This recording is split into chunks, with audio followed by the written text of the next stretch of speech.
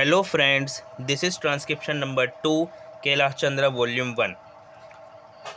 Let's start. 10 seconds to go.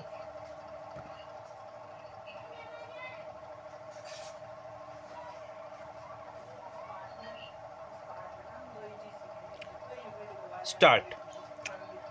I should like now to make a few observations on the budget. This budget marks a turning point in the history of our country. It is no use attempting, as some of my friends have done, either to deprecate the budget very strongly or to suggest that we are not witnessing a new revolution in our methods of fiscal training and technique. I want it to be quite clearly pointed out to my friends that we are now facing the lean years of Indian finance. Hitherto, we had revenue surpluses which were a form of public saving and which were meant to be utilized for capital development. Hereafter, this form of revenue surplus would not be available. We have therefore to find out ways and means of implementing our great program of national reconstruction at minimum cost. My point is that the deficit on revenue account would be of the order of about rupees 19 to 20 crores.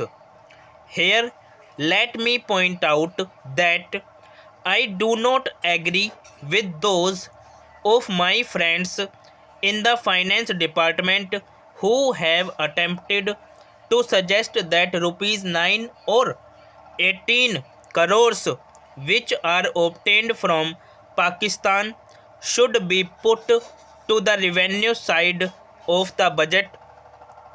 They are to be put on the capital side. But that does not seriously alter the trend of my argument. What I am suggesting is that we would have to be prepared for a deficit of a much higher order even on the revenue side. That itself should make us realize that there are very many problems which we have to face and that we have to undertake ways and means of increasing the resources of our country so that it might be possible for us to have a greater amount of surplus or a greater amount of public saving for the purpose of financing capital development. The finance minister, in the course of his speech, Mr. Deputy Minister, pointed out that the deficits during the past 2 years were of the order of rupees 83 crores. I venture humbly to disagree with him because I feel that when we are talking of deficits, we must take into account the overall deficit incurred by the central government, and that would be of the order of rupees 200 crores. During the years of relatively light expenditure, we had a shortfall of about rupees 200 crores. Undoubtedly, now when we are going to have a very great amount of expenditure, we might have a greater amount of deficit, and we would have to find out ways and means of trying to meet our capital expenditure. Some members have pointed out that deficit financing is good. Others have pointed out that it is poison.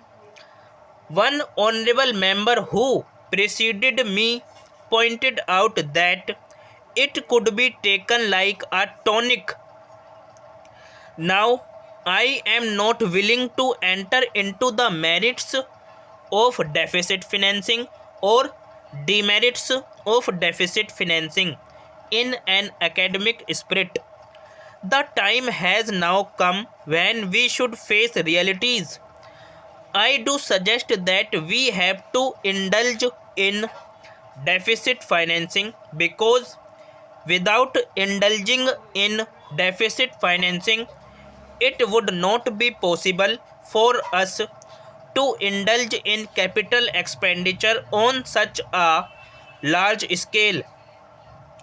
But when we are talking of the scope of deficit financing, I would like to place before the House and the Finance Minister the two great limitations which face us. The first limitation that faces us is that concerning the internal price level. The Honorable the Finance Minister referred to the cost of living. He said that he was going to keep a watch over the cost of living so that it may not shoot up within a short period and make a mess of the plans of capital development. But there is another limitation which has also to be borne in mind, a limitation which has not received as much notice as it should have done in all the discussions that have taken place on deficit financing. That limitation is the external limitation or the limitation which arises on account of our balance of payments position.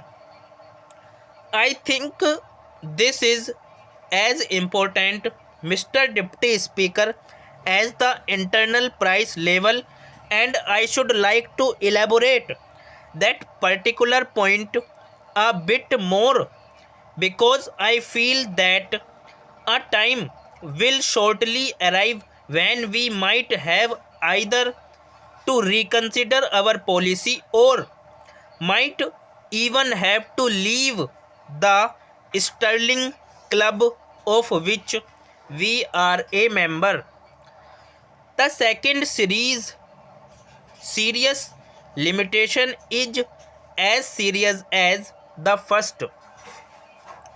What would be the consequences of deficit financing on our balance of payments? The deficit, the finance minister in his budget speech points out that so far as the balance of payments position is concerned, they have now, whether it is by accident or design, a favorable balance, and they have contributed about rupees 63 crores to the dollar pool during the past 6 months. But the moment we indulge in deficit financing, we have to be prepared for worsening of our balance of payments. Over. So this is the transcription. I hope you will transcribe it with 100% accuracy. Thank you very much. Please like and subscribe the channel.